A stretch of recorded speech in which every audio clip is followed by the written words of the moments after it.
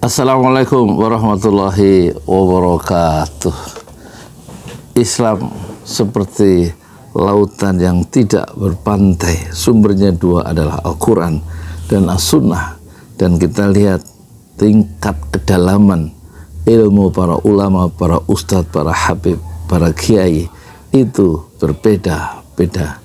Dan tampaknya kita harus memiliki posisi intelektual yang khas terhadap ulama atau tokoh-tokoh agama kita yang memiliki tingkat keilmuan yang berbeda-beda. Selamat belajar dari mereka semuanya.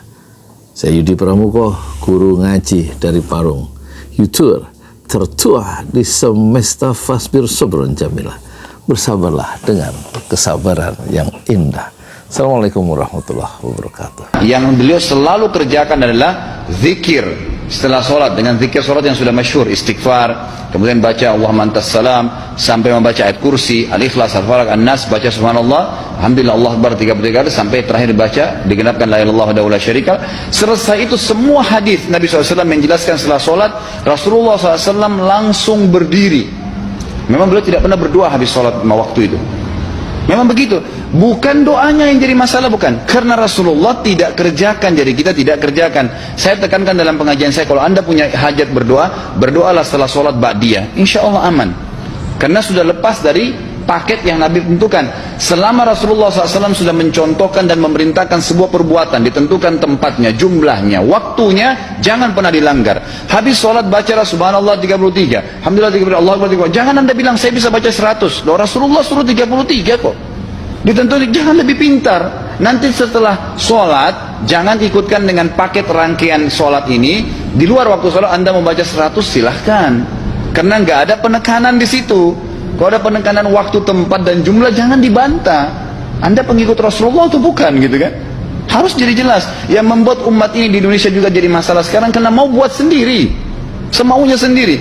Kenapa akhi, kenapa Pak Kiai, kenapa Habib, kenapa Ustadz, kenapa buat ini? Bukankah Rasulullah tidak mencontohkan? Oh nggak apa-apa, ini kan baik. Loh, kalau semua orang berkata seperti anda, apa yang tertinggal dari agama kita? Kira-kira apa lagi yang tertinggal? Nggak ada kemurnian agama, karena semua orang mau buat semaunya, gitu kan? Semaunya sendiri. Pindah rumah, baca berzanji. Apa itu berarti sejarah Nabi? Kenapa baca berzanji, saudaraku? Rasulullah waktu pindah rumah pernah baca-baca gitu nggak? Nggak pernah. Kenapa dibuat? Anda muslim bukan? Muslim. Ya saya harus ikuti. Kalau tidak akan terus ini mengakar nih. Anda buat satu bid'ah sekarang. Bid'ah itu lawannya sunnah. Anak anda akan buat 10 bid'ah. Cucunya akan buat 100 bid'ah. Akan banyak bid'ah merakar di masyarakat. Dan agama akan ditinggalkan. Kemurnian sunnah akan hilang, gitu kan? Ini bahaya. Ingat. Nabi SAW mengatakan kepada kita dengan hadis yang sangat jelas. Hadis sahih riwayat Imam Ahmad bunyinya begini: semoga Allah merahmati umatku yang menukil dariku seperti apa yang aku ajarkan atau sebutkan. Sampai ulama hadis mengatakan Nabi ucapin habis sholat astagfirullah, maka sahabat tidak ada berani yang menambah azim. Nggak ada sahabat yang bilang astagfirullah azim habis sholat, nggak ada. Astagfirullah saja, karena Nabi ucapin itu. Mereka mengakui tidak lebih pintar daripada Nabi SAW. Kenapa kita harus tambah astagfirullahaladzim, wali walidayya, wali muslimin, panjang? Dari mana ini semua? Ditambah-tambah, diembel-embelin, kenapa? Akhirnya keluar dari ajaran Nabi Muhammad SAW. Ini masalah, gitu kan? Kenapa harus? Apa betul Nabi Muhammad jarang berdoa selesai sholat wajib? Jangan memahami hadis fi'li. Mana perbuatan Nabi? Mana perbuatan Nabi? Ucapan Nabi? Ma'udhifa ila Nabi SAW min qawlin, ucapan, au fi'lin, perbuatan, au takririn. Tiga-tiga ini sunnah. Ketika Nabi ditanya, apa doa yang paling makbul ya Rasulullah? Apa kata Nabi? Jawfil lail, doa tengah malam selesai tahajud. Yang kedua, ba'dal maktubah, selesai salat fardu. Kenapa dibeda-bedakan? Qauli, fi'li, takriri. Tak pernah ulama memisahkan antara itu. Qauli, nanti orang salat Allahu Akbar kabira, walhamdulillah katsira. Pernah dibuat Nabi? Mana pernah Nabi baca Allahu Akbar kabira? Itu takriri, sahabat yang buat. Allahu Akbar kabira, walhamdulillah katsira, subhanallah bukratan wa asila. Selesai salat Nabi tanya, siapa yang baca Allahu Akbar kabira tadi? Anak, kata sahabat, futihal abwabus sama, terbuka pintu langit, kulihat malaikat membuka pintu langit karena doa yang kau baca. Apa kata Abdullah bin Umar? Aku tak pernah meninggalkan Allahu Akbar kabira sejak aku mendengar doa itu. Takriri. Jangan sikit-sikit. Pernah tak dibuat Nabi? Pernah tak dibuat Nabi? Pernah tak dibuat Nabi? Macam mesin teler. Tadi selesai sholat, apakah berdoa atau berzikir? Ada sebuah hadis yang sahih yang mengatakan di antara waktu mustajab itu adalah fi duburi al-faraid atau fi duburi as-salawat al-maktubah. Di duburnya, penghujungnya salat wajib itu ada doa mustajab. Menentukan kalimat dubur ini jamaah, terjadi perbedaan pendapat. Apakah di penghujung sholat sebelum salam atau selesai salam? Yang berpendapat bahwasanya itu sebelum salam. Jadi selesai baca salawat buat Nabi alaihi salatu wassalam mengatakan innaka hamidum majid, itu doa sebelum salam. Karena itu yang sering dilakukan Nabi Muhammad SAW sebelum salam, selalu berdoa. Pendapat kedua mengatakan ya selesai sholat memang. Jadi selesai kita berzikir, selesai kita astagfirullah 3 kali, Allahumma antas salam, terus baca subhanallah, alhamdulillah, Allahu akbar, kemudian baca ayat kursi, kemudian baca qul huwallahu ahad, qul a'udzu bil falaq, qul a'udzu bin nas, kemudian kita mau berdoa, silahkan. Jadi namun Nabi SAW tidak memimpin doa berjamaah selesai sholat. Artinya Rasul SAW di Masjid Nabawi yang bertahun-tahun beliau sholat di sana, tidak disebutkan dalam hadis sahih pun yang menyebutkan Nabi SAW memimpin mereka doa pada waktu itu. Tapi kalau doa, fadhol. Kalau memang ada permohonan ketika itu, silahkan. Tapi yang lebih utama sebelum salam. Maka Syekh bin Utsaimin rahimahullahu taala mengatakan semua hadis yang berkaitan dengan doa itu sebelum salam, semua hadis yang berkaitan dengan zikir itu selesai salam. Itu makna dubur as-shalah, penghujung salat itu jemaah. Baik. Kalau antum menonton tayangan kami, melihat di YouTube, jangan langsung disimpulkan ya. Jangan langsung disimpulkan. Lihat dulu dalam suasana apa saya mengajar, di mana saya mengajar, dan apa yang ditanyakan kepada saya dalam konteks apa saya menjawab. Karena sering saya juga melihat, memperhatikan ada kesimpulan-kesimpulan yang tidak tepat. Karena memang tidak paham kalau kita menyampaikannya dalam konteks pengajaran di satu tempat tertentu, dalam konteks jawaban tertentu. Ya? Nah ini sebetulnya pertanyaan tadi tentang terkait apakah setelah salat fardu kemudian boleh mengangkat tangan atau tidak dalam berdoa. Itu asal pertanyaannya. Lalu saya jawab dalam konteks ini. Pertama masalah doanya, kedua masalah mengangkat tangannya. Kita sampaikan bahwa yang pertama dalam keterangan hadis-hadis Nabi SAW, Nabi SAW itu selalu memanfaatkan sholatnya di dalam sholatnya dengan doa. Karena sholat sendiri disebut dengan doa. Dari mulai takbir, kemudian iftitah sudah doa, fatihah sudah doa, kemudian rukunya doa, i'tidal doa, sujud doa, duduk di antara dua sujud doa. Bahkan dalam sujudnya memperbanyak doanya. Sehingga karena semakin banyak doa sudah dilakukan dalam salatnya, setelah salat itu beliau memperbanyak zikir-zikirnya yang tadi saya sampaikan. Zikir-zikir yang istighfar, kalimat-kalimat yang lain. Sedangkan doanya itu disedikitkan. Disedikitkan ini yang kira-kira belum dibacakan dalam salatnya tadi, atau mengomentari kebutuhan yang ada setelah salat. Makanya saya simpulkan jarang berdoa bukan dimaksudkan tidak pernah berdoa, tapi sekiranya doa yang belum dibacakan dalam salat dibacakan setelah salat, atau ada kebutuhan yang dimintakan baru beliau berdoa di situ. Kalau sekiranya tidak ada kebutuhan, maka beliau memaksimalkan dengan zikirnya. Itu yang saya maksudkan.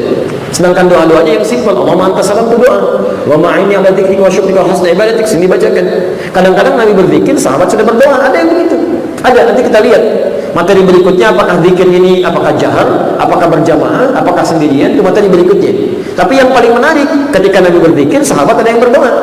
Buka kitab Al-Aqaid Al-Islamiyah karangan Said Sadat, halaman 29, posisi paling kanan di pertengahan, hadis nomor yang keempat. Jadi ketika Nabi sedang berzikir, ada sahabat yang berdoa, Allahumma innaka antal ahad as-samad alladhi lam yalid wa lam yulad wa lam yakul lahu kufuwan ahad. Allahumma inni as'aluka an taghfira li. Ya Allah, saya akui, saya yakini Engkau adalah Allah al-Ahad, satu-satunya. yang tempat bergantung, tidak beranak, tidak diperanakan, tidak ada sekutu bagimu ya Allah. Hamba memohon ya Allah, mohon ampuni dosa hamba.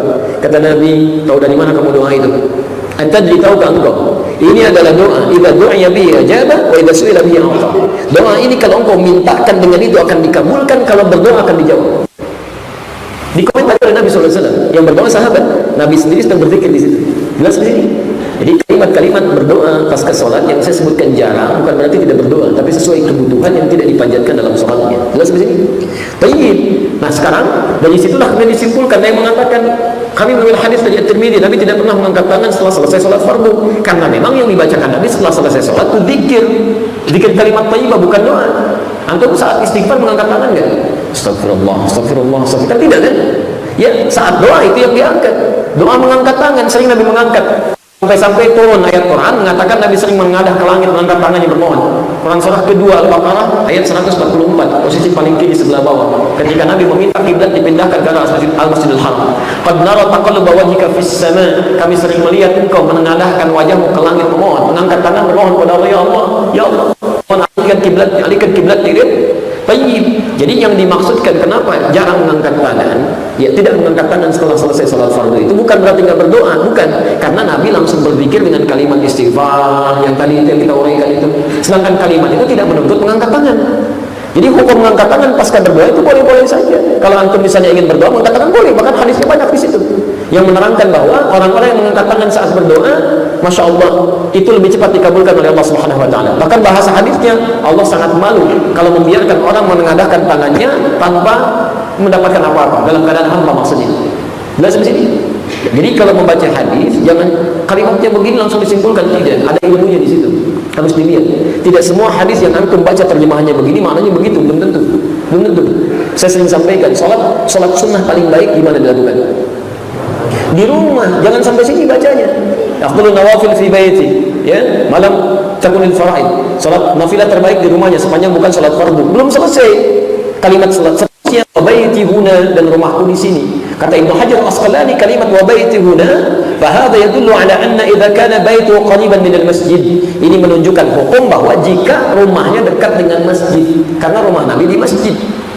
Begitu adzan Nabi salat sunnah di dalam di rumahnya. Begitu iqamat beliau keluar, rumahnya dekat dengan masjid.